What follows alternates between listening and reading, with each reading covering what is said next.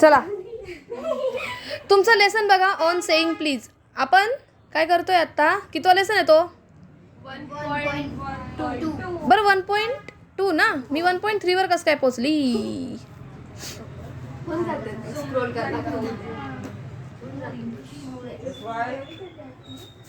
राजेश चला मग. हो, ऑन सेईंग प्लीज. मग काय रे हा लेसन ऑन सेईंग प्लीज म्हणजे? बघा बरं का, या लेसनचा एक अर्थ एवढाच आहे की कॉमन सेन्स नावाची गोष्ट जी असते ना, ती आपल्यामध्ये कायम असली पाहिजे. जर का आपण त्या गोष्टीला विसरलो ना, तर आपल्यामधली माणुसकी संपून आपण जनावरासारखेच वागतो. असे आपल्याकडे बरेच जण वागतात, त्यांना मला सुधरवायचंच आहे आता शेवटी. ओके, लक्ष द्या मग आता. ऑन सेईंग प्लीज हा लेसन असा आहे की कॉमन शिष्टाचार, तुमच्या बोलण्याची टोन, या सगळ्या गोष्टी ज्या असतात ना, त्या मॅटर करतात कम्युनिकेशन करण्यासाठी. म्हणजे एखाद्याला जर का तुम्ही आता मला एक सांगा, तुम्ही एखाद्या हॉस्पिटलमध्ये गेले, तिथे एखादा झाडू मारणारा जरी असेल, तर तुम्ही त्याला म्हटले, त्याला असं हाडतूड करून बोलले, तर तो तुमची ठेवेल का काही? काहीच ठेवणार नाही. म्हणजे थोडक्यात काय, give respect and take respect. समोरच्याला रिस्पेक्ट द्या, समोरचा तुम्हाला रिस्पेक्ट देईल. समोरच्याशी मॅनर्सनी बोला, तो पण तुमच्याशी मॅनर्सने बोलेल. आता इमॅजिन करा, हां, तुम्ही कुठेतरी आहात, एक तुमची पर्टिक्युलर पोस्ट आहे, तुमच्यापेक्षा सुपेरियर पोस्टवाला आहे ना, त्याला कोणतरी झापलं होतं, तो एकदम तन तन तन तन करत आलेला होता, त्याच्यामध्येच तो तुमच्या जवळून गेला. तुमच्यासोबत असा काही इन्सिडेंट त्याने केला की तुम्हाला इन्सल्टिंग फील झालं. बघा बरं का, त्याला कोणतरी बोललं म्हणून तो तुम्हाला येऊन बोलून गेला. आता जर का तुमच्या हाताखाली कोण नाही अजून, तुम्ही कोणाला बोलाल रे? आणि जर का असं नाही केलं तर मनात काय होईल रे? राग, संताप, चिडचिड, काय होईल ते मिक्स एक्सप्रेशन्स राहतील. म्हणजे नाही का, रात्रभर पस्तावा करत बसू, का नाही मी त्याला बोललो, का नाही मी त्याला बोललो, असं करत बसणार आपण, है ना. एक तर त्याला सरळ सरळ झापून मोकळवू, त्याला हाणू, नाहीतर मग या गोष्टीवर पस्तावा करत बसू की का नाही बोललो मी, तिथंच बोलायला हवं होतं, है की नाही. मग याच्यावरच हा लेसन आहे की आपण आहे ना, जेव्हा समोरच्याशी प्रेमाने बोलतो ना, तेव्हा ती चेन डायरेक्ट चालू होते. आपण होतो ना की गुन्हा हा कसा घडतो, तर गुन्ह्याचं बेसिक रिझन आहे ना, ते हे आपण जे नीट वागत नाही ना, हे गुन्ह्याचं बेसिक रिझन आहे. म्हणजे याचं एक्झाम्पल त्यांनी दिलेली, याचे एक्झाम्पल पण त्यांनी दिलेले आहेत की बघा, एका घरातल्या कामवालीने त्या बाईला आरडाओरडा केला, जिच्याकडे ती कामाला होती. तिने तिच्या नवऱ्यावर आरडाओरडा केला. तिचा नवरा होता त्या कंपनीचा बॉस. तो बॉस चिडलेला होता, बायकोवर तर आवाज करू शकत नाही. मग त्याने त्याच्या सबऑर्डिनेट, त्याचा जो खालचा हात होता मुलगा, त्याच्यावर आरडाओरडा केला. त्याने त्याच्या खालच्या मुलावर आरडाओरडा केला. हे सगळं काय चाललंय रे? एका व्यक्तीच्या चुकीमुळे, एका व्यक्तीच्या चुकीच्या वागण्यामुळे ती काय होत गेली, चेन पसरली. आणि मग बघा, मला एक सांगा की समजा एखादा व्यक्ती रिॲक्ट करताना कसा रिॲक्ट करतो, एखादा फक्त आरडाओरडा करतो, कोणाला तरी काहीतरी टोचून बोलतो. आणि जर का एखादा व्यक्ती खूपच हिंसक प्रकारात असेल, त्यांनी एक सटकन ठेवून दिली, दुसरा गेला जाऊन त्या बेंचवर पडला, गेला ना बाई कामातनं, हे काय झालं, क्राईम, गुन्हा. येते का लक्षात? म्हणजे हा जो आपला लेखक आहे तो म्हणतो की प्रत्येक गोष्टीच्या मागे काहीतरी मूळ असतं. म्हणजे जर का एखादा व्यक्ती तुमच्याशी चुकीचा वागतं, याचा अर्थ नक्कीच त्याच्याशी कोणीतरी चुकीचं वागलेलं आहे. आणि मग तुम्ही याच्यावर रिॲक्ट न होता तुम्ही ही चेन तोडायला हवी, असं पण त्यांचं म्हणणं आहे. ते म्हणतात की आपलं चांगलं वागणं आणि आपलं वाईट वागणं हे एका प्रकारचं इन्फेक्शन आहे. आपल्याशी कोणतरी वाईट वागलं की ते इन्फेक्शन सगळीकडे पसरत जातं, आपण अजून दुसऱ्याशी वाईट वागतो. एक इमॅजिन करा तुम्ही, आपण बसमध्ये आहोत आणि बसच्या कंडक्टरला आपण सांगितलं की सर, माझ्याकडे ना तिकिटाला पैसे नाही आहेत. तुम्ही जेन्युअनली बोलत होते, पण तुमच्या पुढे अजून 2 होते नमुने, त्यांनी पैसे ऑलरेडी बुडवण्यासाठीच म्हणजे असं थापा मारल्या होत्या. आता त्यांच्या वागण्यामुळे हा कंडक्टर तुमचं तरी ऐकेल का? म्हणजे एकाच्या वाईट वागण्यामुळे ते पोल्युशन सगळीकडे पसरलं की. मला सांगा, हा जो बॉस होता त्याने एका त्याच्या हाताखालच्याला झापलं, तो एकाला झापल्यावर शांत बसला असेल असं वाटतं तुम्हाला? म्हणजे एक व्यक्ती हा त्याच्या अख्ख्या आजूबाजूच्या वातावरणाला पोल्यूट करतो त्याच्या चुकीच्या वागण्याने. जसं चुकीचं वागणं हे इन्फेक्शियस असतं. इन्फेक्शियस म्हणजे काय रे? इन्फेक्शियस म्हणजे पसरणारं. चुकीचं वागणं जसं पसरणारं असतं सेम तसंच आपलं चांगलं वागणं हे सुद्धा कसं असतं, पसरणारच असतं. म्हणजे तुम्ही एकाशी चांगलं बोलाल, एखादा तुमच्याशी स्माईलने बोलला की तुम्ही पुढच्याशी बोलताना अजून स्माईलने बोलाल, अजून व्यवस्थित बोलाल. येतं लक्षात? मग हेच त्या आपल्याला इथे लेखकाने सांगितलं आहे की चांगलं वागणं याचं किती महत्त्व आहे, मॅनर्स असणं हे किती महत्त्वाचं आहे, हे आपल्याला त्यांनी सांगितलं आहे. जर का प्रत्येक व्यक्ती बदलाच घ्यायला लागला, म्हणजे नाही का, त्यांनी मला बोललं, लोकांसमोर बोललं, आता तर मी त्याला सोडणार नाही, याला देईन मी, तू त्याला 2 दिल्या, त्याला रागायला अजून तुला 4 देईल. म्हणजे मला सांगा, जर का थोबाड घाल ना मी, माझ्याशी बोलायचं, बाकीच्याशी बोलायचं नाही, वो इन्फेक्शन तिकडं पासून जाईल, मग तुला मार बसेल. मग बघा, हे जे इन्फेक्शियस वागणं आहे हे काय होत जाईल, पसरत जाईल. प्रत्येकजण जर का एकमेकांना, आणि मला बघा ना, मला सांगा ना, एक आपल्याकडे कोणतरी चोरी करून गेला तर त्याच्यावर गुन्हा दाखल होतो ना. पण एखादा आला आणि तुम्हाला बोलून गेला, ह्याच्यावर गुन्हा दाखल होईल? मग तो मला बोलून गेला त्याच्यामुळे त्याच्यावर तर गुन्हा दाखल होणार नाहीये. मग मी त्याला हाणतो आता, आणि त्याला हाणल्यावर सुद्धा तुमच्यावर गुन्हा दाखल नाही झाला का? कारण तुम्ही तर तुमच्या फक्त बोलण्याचा बदला घेतला होता. असं जर का प्रत्येकजण म्हणायला लागलं तर मग तर रोज अशा ह्या ज्या गटारी आहेत त्या रक्ताच्याच भरलेल्या असतील, असं आपला लेखक म्हणतो. म्हणजे लेखकाचं म्हणणं, जर का सरकारने प्रत्येक गोष्टीमध्ये नाक खुपसायला लागलं सरकार, की या गोष्टीला पण आमच्या हिशोबाने शिक्षा, त्या गोष्टीला पण आमच्या हिशोबाने शिक्षा, लोक जगलेच नसते रे. या गोष्टी काय आहेत, सोसायटीने मान्यता देण्याच्या आहेत. समाजात कसं वागायचं हे समाजाच्या घटकानेच ठरवायचं.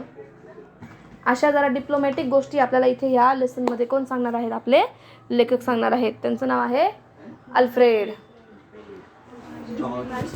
चला, त्यांचं नाव आहे अल्फ्रेड जॉर्ज गार्डिनर. काय नाव त्यांचं? Alfred George Gardiner. यांचा कालखंड होता 1865 to 1946. He was born at, एक मिनिट होल्ड करा. He was born at Chelmsford in Essex in 1865. 1865 त्यांचा जन्म झाला. इसेक्स या शहरातल्या छोट्याशा भागात. त्या भागाचं नाव काय होतं? Chelmsford. Okay. He started his literary career, साहित्यिक म्हणून करिअर. साहित्यिक म्हणजे लिखाण काम करण्याचं करिअर. त्यांनी ॲज अ जर्नलिस्ट चालू केलं. म्हणजे ते काय होते रे?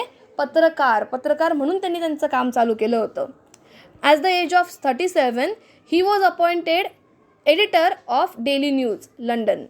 त्यांना अपॉइंट केलं गेलं कशावर? डेली न्यूजच्या एडिटरच्या पदावर. आणि कुठे रे? लंडनला. अंडर द स्युडोन म्हणजेच पेन नेम. त्यांचं नाव काय होतं? पेट नेम म्हणतो ना आपण, त्यांचं नाव काय होतं? Pseudonym. Alpha of the Plough. He made regular contribution to the Daily News. त्यांनी ना एक छोटासा काय केलेला होता, पेटनेमनी एक लेख लिहिलेला होता, आणि तो लेख त्यांच्या डेली न्यूजच्या चॅनलवर, डेली न्यूजच्या चॅनलवर नाही म्हणता येणार तुम्हाला, न्यूजपेपरवर तो नेहमी लेख यायचा.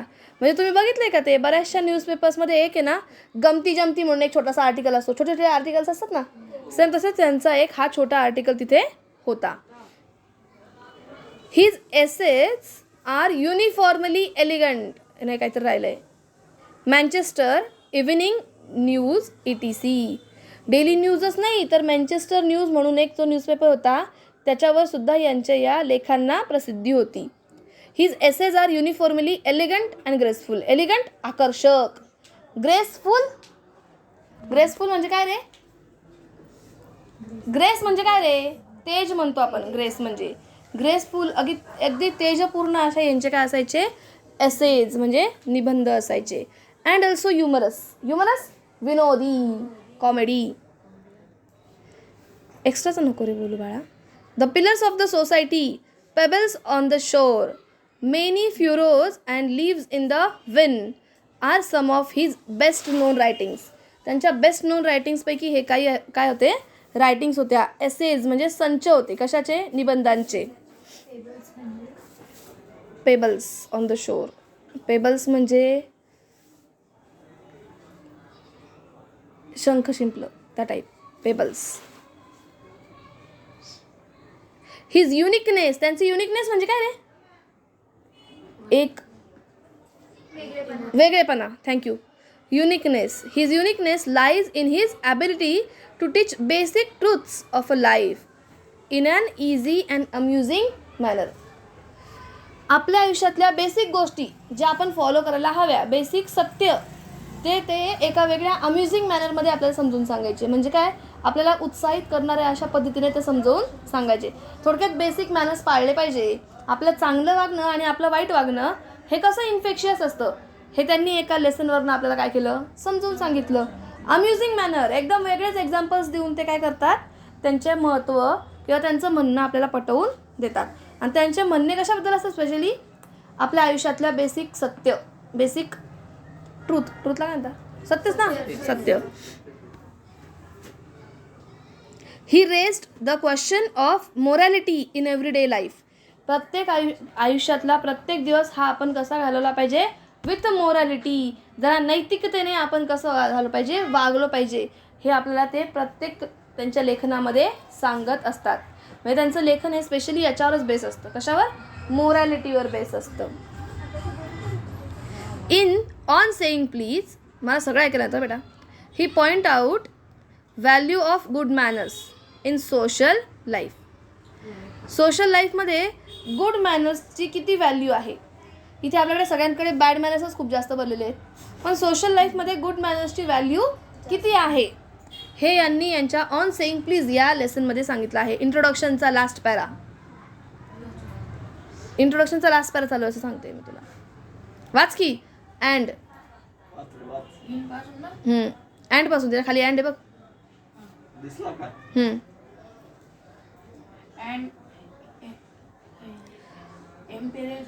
emphasizes the importance of courtesy and polytechnics.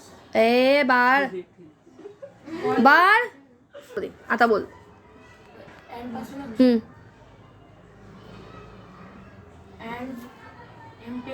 emphasizes the importance of courtesy and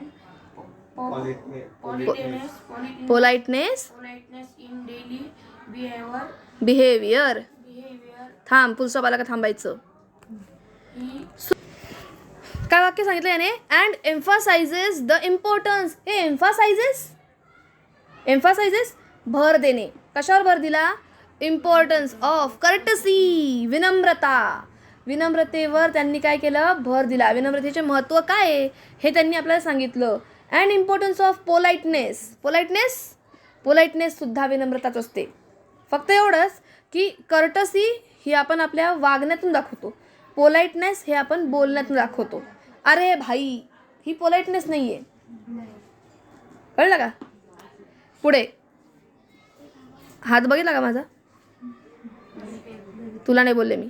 in daily behaviour रोजच्या वागण्यात, तुमचं जे काही वागणं असतं ना, रोजच्या वागणुकीमध्ये तुमच्याकडे विनम्रता आणि वागणुकीतली विनम्रता या दोन्ही गोष्टींचं किती महत्त्व आहे यावर भर दिलेला आहे आपल्या लेखकाने ऑन सेईंग प्लीज या लेसनमध्ये. ओके, वाच भाऊ तूच पुढे.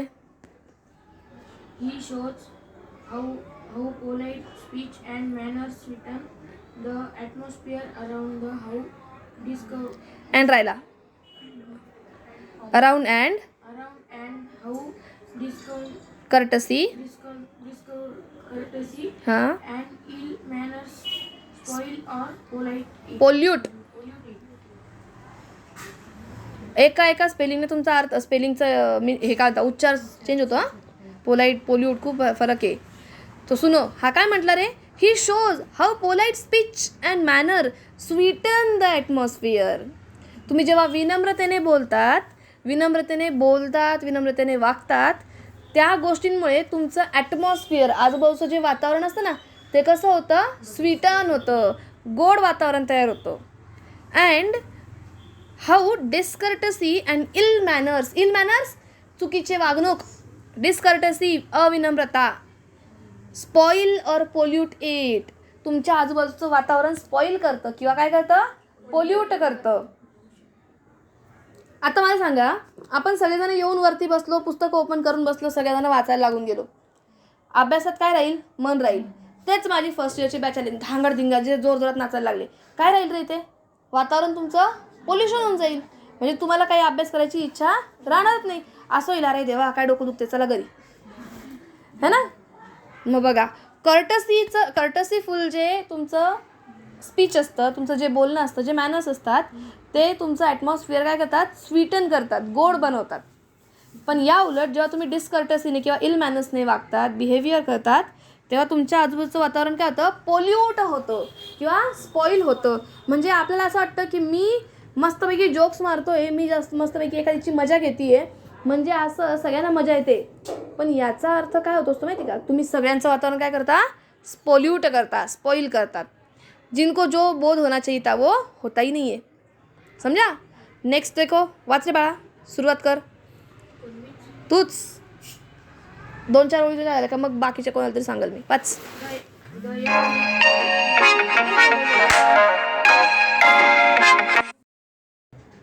मी त्याला सांगाल येऊन बस आमच्यासोबत क्लासला. चला लक्ष द्या, आता मी वाचते, आपण उद्या वाचू. पुन्हा फोन यायला लागून जातील नाही तर. The young liftman in the city office who through a passenger out of his lift. एक यंग असा लिफ्टमॅन होता, त्याने काय केलं माहिती का? सिटी ऑफिसमधला जो यंग लिफ्टमॅन होता, हू थ्रू, ज्याने फेकून दिलं. कोणाला फेकलं रे? अ पॅसेंजर, एक पॅसेंजर होता, आउट ऑफ हिज लिफ्ट. मेरे को टाइम हो जाएगा ना, थोड़ा तो कवर होना चाहिए. Out of his lift the other morning. बघा ना, ह्या व्यक्तीने आज त्या पॅसेंजरला त्याच्या लिफ्टमधनं बाहेर हाकलून दिलं. The other morning and was fined for the offence. त्या कृत्यामुळे त्याला दुसऱ्या दिवशी काय बसला? दंड बसला. ऑफेन्समुळे म्हणजे त्या गुन्ह्यामुळे. Was undoubtedly in the wrong. याच्यावर खरंच डाऊट नव्हता, कारण त्याने क्या किया था? गलती किया था. भाई काही पण असो, पॅसेंजरला तू लिफ्टमधनं बाहेर फेकून दिलं, चांगली गोष्ट नाही, नाही का? मग पुढे बघा रे, it was the question of please. हा क्वेश्चन कसला होता माहिती का? प्लीजचा होता. म्हणजे झालं असं होतं की ते नाही का, कामवालीने एका माणसाच्या बायकोला झापलं, त्या बाईने तिच्या नवऱ्याला झापलं, जो बॉस होता. बॉसने त्याच्या ज्युनियरला झापलं. ज्युनियरने येऊन या लिफ्टमध्ये ना, हा लिफ्टमन, याला असं सांगायचं होतं की टॉप फ्लोअरला घेऊन चल. तर हा नाही का असा फुल एकदम चिडलेला ह्याच्यात आला आणि एकदम माझ्यात बोलला टॉप. आणि आपला लिफ्टमन म्हटला, सर टॉप प्लीज, असं बोला. पण हा चिडलेला असताना हा म्हटला टॉप. मग शेवटी लिफ्टमनला काय वाटलं? तुला काय वाटतं, मी गरीब आहे म्हणून तुम्हाला प्लीज म्हणणार नाही? हे माझं काम आहे, तू सांगशील मला प्लीज म्हणशील तर मी वरती निघ, नाही तर जाईल बाहेर. आणि त्याने त्याला बाहेर हाकललं. का बरं रे? तुम्हाला माहिती आहे, आपण जेव्हा समोरच्याला रिस्पेक्ट देत नाही तेव्हा त्याला काय वाटतं रे, की जर का आपण त्याच्यापेक्षा सिनियर असू तर त्याला असं वाटतं की तो आपण ज्युनियर आहोत म्हणून तो आपल्याला काय करतोय? कमी लेखतोय. मान मर्यादेला काय लागतो? तेच लागते. थोडक्यात लोक कुठे घुसतात? डायरेक्ट मी गरीब आहे म्हणून हा असं करतो मला, हे की नाही? आणि मग ह्यामुळे त्याने त्याला बाहेर हाकललं. बघूयात, चला आता डिटेलमध्ये वाचूयात. क्या हुआ वो डिटेल में पढ़ते चलो. द कंप्लेनंट म्हणजे ज्या भाऊंनी कंप्लेंट केली होती ते. Entering the lift sed top. तो लिफ्टमध्ये आला आणि काय म्हटलं? ए टॉप. भाऊ पण टॉप काय? प्लीज तर म्हण, आहे की नाही? The liftman demanded. लिफ्टमॅननी काय केलं? डिमांड केली, टॉप प्लीज. काय म्हणा? टॉप प्लीज असं म्हणा. And this concession being refused. आणि त्याने जे सांगितलेलं कन्सेशन होतं, त्याने जे सांगितलेली एक छान गोष्ट होती लिफ्टमॅनने सांगितलेली, ती ह्या माणसाने काय केली? रिफ्यूज केली, नकारली. He not only decline to comply with his instructions. त्याने फक्त त्याच्या इन्स्ट्रक्शन ऐकायला नाही म्हटलं नाही, डिक्लाइन केलं नाही, नाही म्हटलं नाही, म्हणजे इन्स्ट्रक्शन्सलाच फक्त नाही म्हटलं नाही तो. त्याने अजून काय केलं बघा, but hurled the passenger out of the lift. आणि मग आपला जो पॅसेंजर होता, आपला जो लिफ्टमन होता ना, हा त्याचा ऐकत नव्हता. याने त्याला काय केलं? हाताने धरून बाहेर खेचलं आणि लिफ्टमधनं बाहेर फेकलं त्याला. दिस ऑफकोर्स, ही गोष्ट खरंच of course was carrying a comment on manners too far. ह्या घटनेवरनं आपल्याला एक गोष्ट कळली की हे सगळं डिपेंड कशावर होतं, मॅनर, वागण्याची पद्धत. Discourtesy is not a legal offence. मग डिसकर्टसी, अविनम्रतेने वागणं, हा काही कायद्याने गुन्हा नाही आहे. मग पुढे बघा, and it does not excuse assault and battery. Okay, तो कायद्याने गुन्हा नाही आहे, पण याचा अर्थ असा पण नाही आहे की तुम्ही समोरच्याला धरून असल्ट कराल, धरून हाणाल किंवा त्याच्यासोबत डायरेक्ट बॅटलच उभं कराल, युद्धच चालू कराल. असल्ट आणि बॅटरी करण्याचा तुम्हाला कायद्याने हक्क दिलेला नाही आहे. कायदा म्हणतं कोणी तुमच्याशी डिस्कर्टसीने वागलं तर तो गुन्हा नाही. ओके, आणि जर का तो गुन्हा नाही आहे तरी तुम्ही त्याला माराल, ही मारायची संधी पण कायदा तुम्हाला देत नाही आहे. If a burglar breaks into my house. Burglar म्हणजे कोण रे, चोर. समजा एखादा चोर माझ्या घरात घुसला, and I knock him down, आणि तेव्हा मी त्याला धरून हाणला. I knock him down. हां, त्याला खूप काही शब्द आहेत, ते थीफ म्हणतात त्याला, पण इथे कोण आहे, बर्गलर आहे. एक बर्गलर आहे, तो माझ्या घरात घुसला, and I knock him down, आणि मी त्याला काय केलं, धरून पाडला. कुठला, द लॉ विल अक्विट मी. कायदा माझा रक्षण करेल. का रक्षण करेल, कारण त्याने माझ्या घरात येऊन काय केलं होतं, चोरी करण्याचा प्रयत्न केला होता, म्हणून तर मी त्याला मारलं. म्हणून मला कायदा काय करेल, संरक्षण देईल. अक्विट करेल म्हणजे कायदा मला संरक्षण देईल. If I am physically assaulted. हां, जर का त्या चोराने मला फिजिकली मारलं असेल, असल्ट केलं असेल, तर जर का मी त्याला मारलं तर कायदा मला काय करेल, पाठिंबा देईल. कायदा म्हणेल ठीक आहे, it will permit me to retaliate with reasonable violence. याच्यामुळे मला परमिशन मिळेल टू रॅटिलिएट, वागायला, for a reasonable violence.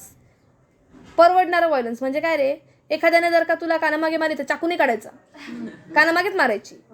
Reasonable व्हायलन्सच्या बदल्यात थोडासा व्हायलन्स आपल्याकडे कायद्याने चालू शकतो. कायदा मला पाठिंबा देईल, क्योंकि वो आया था मेरे घर में चोरी करने को, तो कायदा हम लोगों को क्या करेगा, सिक्योरिटी देगा, पाठिंबा देगा, है ना. पर आगे क्या, shut up. It does this because the burglar and my assailant have broken quite definite commands of law. आणि हे कशामुळे झालं रे, कारण जो चोरी करणारा चोर व्यक्ती होता ना, तो त्या व्यक्तीने काय केलं होतं, कायदा तोडला होता. काय कायदा तोडला होता, भलत्याच्या घरात जाऊन काहीतरी वस्तू आणणार होता ना, कायदा तोडला होता. सो कायद्याने मला हक्क मिळाला त्याला धरून धुण्याचा आणि पकडून देण्याचा. एवढे 2 हक्क त्याला मिळून गेले होते मला. ओके, पुढे बघा.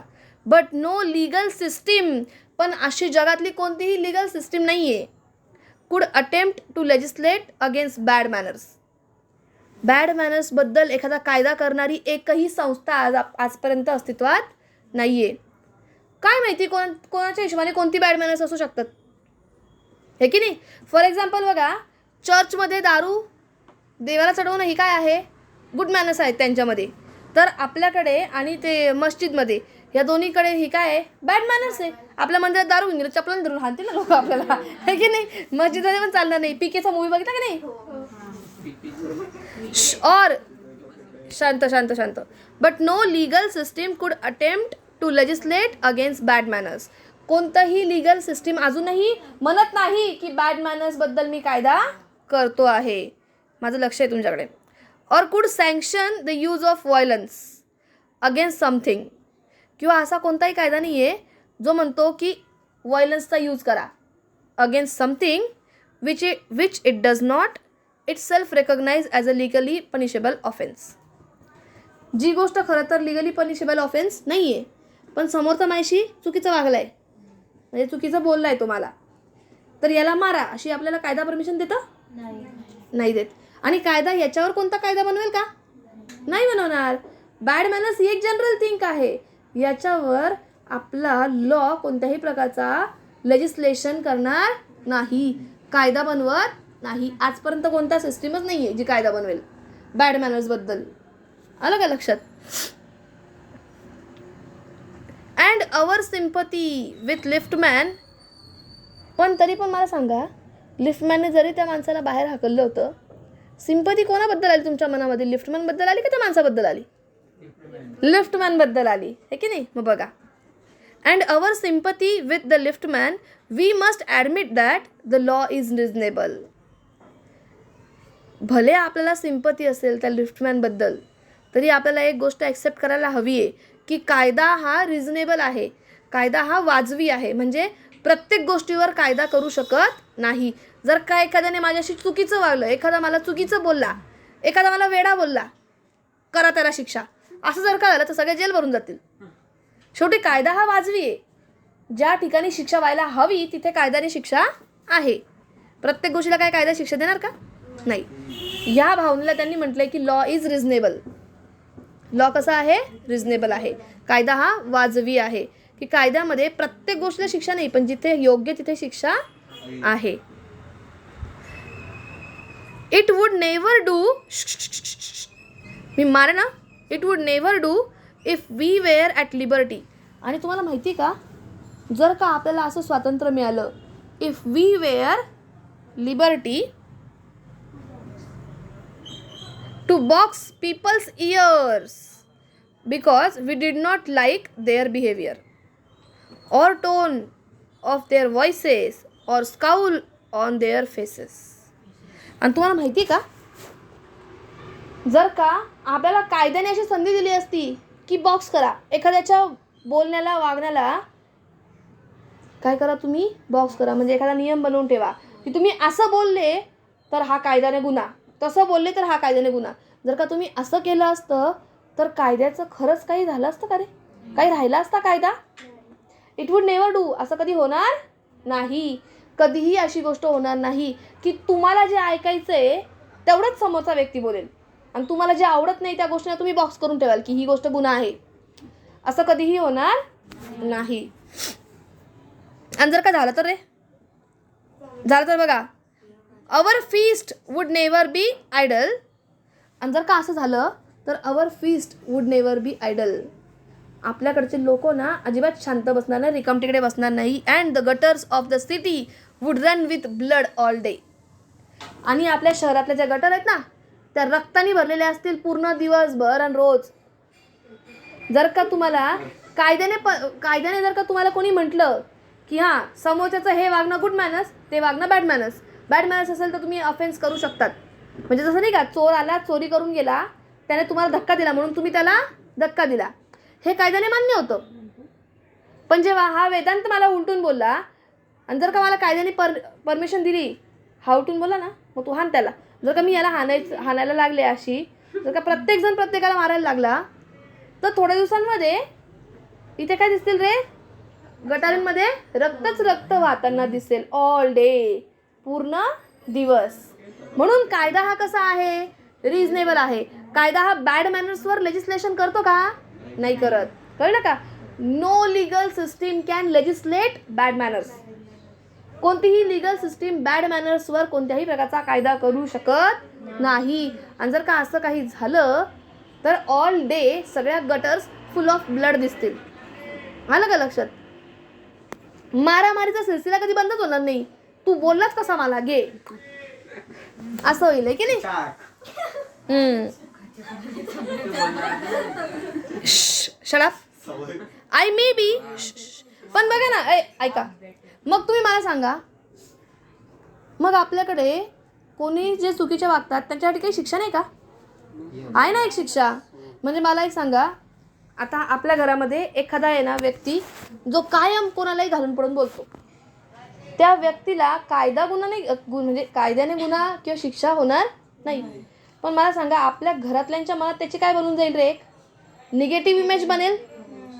आपण कोणतीही चांगली गोष्ट असो त्याला पहिली सांगणार का रे? सगळ्या गोष्टीमध्ये तो आपोआप काय होऊन जाईल रे? निग्लेक्ट होऊन जाईल तो, है ना? आपण ऑलरेडी त्याला सगळ्या गोष्टींमधून काय करून टाकू? सबस्ट्रॅक्ट करून टाकू, मायनस करून टाकू. आणि वरतून त्याच्या कपाळावर कायमचा एक शिक्का राहील की हा व्यक्ती कसा आहे? चुकीचा आहे, किंवा हा व्यक्ती उद्धट बोलतो, किंवा हा व्यक्ती कोणाच्याही चांगल्या गोष्टींमध्ये सामील होत नाही. इथून पुढे लोक त्याला कोणत्याही गोष्टीत ॲड करणार नाही. शिक्का. चला. I may be as uncivil as I may please. And the law will protect me against violent retaliation.